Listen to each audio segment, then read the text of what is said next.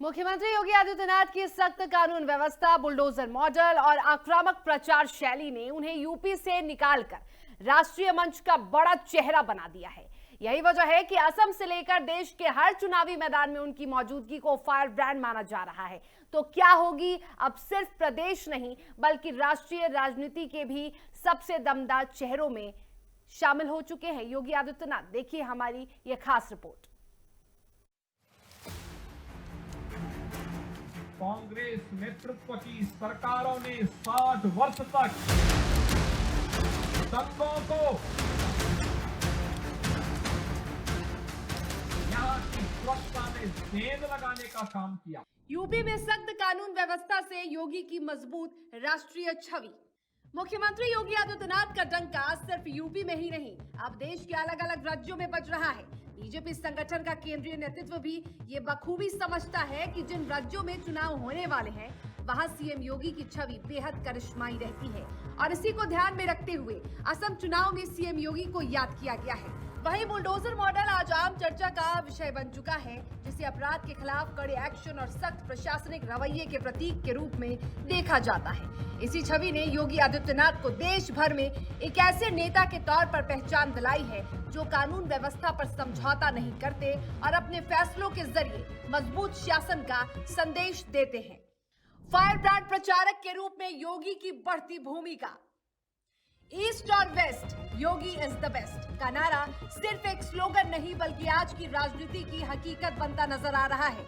योगी आदित्यनाथ देश भर में चुनावी माहौल में सबसे प्रभावशाली फायर ब्रांड नेताओं में गिने जा रहे हैं। चाहे उत्तर प्रदेश हो या अन्य राज्य, पार्टी उन्हें हर बड़े चुनावी अभियान में आगे रखती है, जहां उनकी रैलियां भीड़ खींचने और कार्यकर्ताओं में जोश भरने का काम करती हैं। भारतीय जनता पार्टी के fire brand leader Yogi Adityanath अपनी बुलडोजर नीति और साफ सुथरी छवि के लिए अब देश भर में फायदेमंद साबित हो रहे हैं। असम चुनाव में उन्हें 2 जनसभा संबोधित करने के लिए आज बुलाया गया है, लेकिन आने वाले 5 राज्यों के जो चुनाव हैं उसमें भी योगी आदित्यनाथ की छवि का फायदा भारतीय जनता पार्टी उठाना चाहती है। लगातार उनके चुनावी दौरे बढ़ते जा रहे हैं और इस बार असम में भारतीय जनता पार्टी के लिए योगी आदित्यनाथ जब चुनाव प्रचार कर रहे होंगे तो जाहिर सी बात है भाजपा वहां हिंदुओं को एकजुट करने में शायद सफल भी हो जाए। असम में धुआंधार चुनावी प्रचार। असम के बरपेटा में आयोजित रैली में योगी आदित्यनाथ ने जोरदार अंदाज में जनता को संबोधित किया। उन्होंने कहा कि एनडीए की बीजेपी नेतृत्व वाली सरकार देश की संस्कृति, परंपरा और विरासत को आगे बढ़ाने के साथ साथ सुरक्षा और सुशासन सुनिश्चित कर रही है। उनकी रैली में बड़ी संख्या में लोग पहुंचे, जिससे साफ है कि पूर्वोत्तर राज्यों में भी उनका प्रभाव तेजी से बढ़ रहा है। डबल इंजन सरकार का विकास मॉडल। योगी ने अपने भाषण में डबल इंजन सरकार के मॉडल को प्रमुखता से रखते हुए कहा कि पिछले 10 वर्षों में असम में विकास की नई तस्वीर उभरी है। आगे उन्होंने क्या कुछ कहा, सुनिए। एक तरफ एनडीए की भारतीय जनता पार्टी नेतृत्व की सरकार, जिसने भारत की संस्कृति को, भारत की परंपरा को, भारत की विरासत को सदैव आगे बढ़ाने का काम किया। एक तरफ एनडीए की भारतीय जनता पार्टी नेतृत्व की सरकार जो सुरक्षा भी दे रही है, सुशासन का लक्ष्य भी प्राप्त कर रही है और सेवा के माध्यम से बिना भेदभाव के शासन की योजना का लाभ हर गांव, हर गरीब, हर किसान, हर नौजवान और हर महिला तक पहुंचाने का काम कर रही है। एक और ये एनडीए की डबल इंजन की सरकार 10 वर्ष के अंदर असम की कायाकल्प को करने के लिए प्रतिबद्ध दिखाई दी। अपने संबोधन में योगी आदित्यनाथ ने कांग्रेस पर सीधा हमला बोलते हुए कहा कि 60 वर्षों में कांग्रेस सरकार ने असम में अराजकता, दंगों और घुसपैठ को बढ़ावा दिया। आगे उन्होंने क्या कहा, सुनिए।